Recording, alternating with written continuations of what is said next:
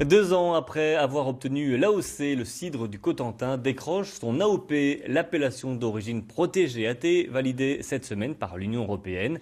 Une suite logique qui vient récompenser le travail et le savoir-faire des producteurs. L'aboutissement de plus de 16 années de combat de toute la filière cidricole du Cotentin. Sylvain Rouil avec Leïla Agoram. À Auvers, dans l'une des 9 exploitations cidricoles estampillées Cotentin, on s'affaire aux dernières mises en bouteille AOC.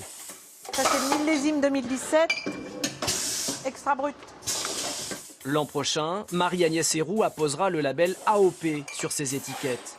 Il aura fallu 18 ans de travail, 18 ans passés à résister à la standardisation et au lobby industriel. Voyez ces bulles, elles sont naturelles, quand 90% des cidres en France sont boostés au gaz carbonique. La fermentation produit elle-même son gaz. Donc, une fois qu'on embouteille, on va conserver encore le sucre résiduel du jus de pomme, si je puis dire, qui va donc se transformer en gaz dans la bouteille. C'est l'effervescence naturelle.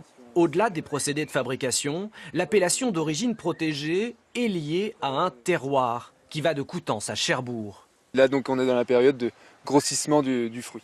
Dans son verger haute tige, Damien cultive des marins froid, des rouges de Campi, qui font ce cidre doux amer et de caractère, à l'image de ceux qui le produisent.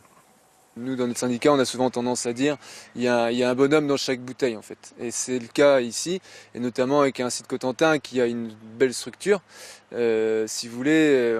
Et puis, on a tous des caractères assez forts dans l'appellation. Et voilà, donc ça se ressent vraiment aussi dans le cidre. Reste à valoriser ce cidre d'exception, produit de niche, mais dont la production, espère-t-on, pourrait être multipliée par 2. Les Cotentinois espèrent surfer sur une appellation qui fait des envieux. Le Perche et le Pays de Caux pourraient eux aussi prochainement bénéficier d'une appellation.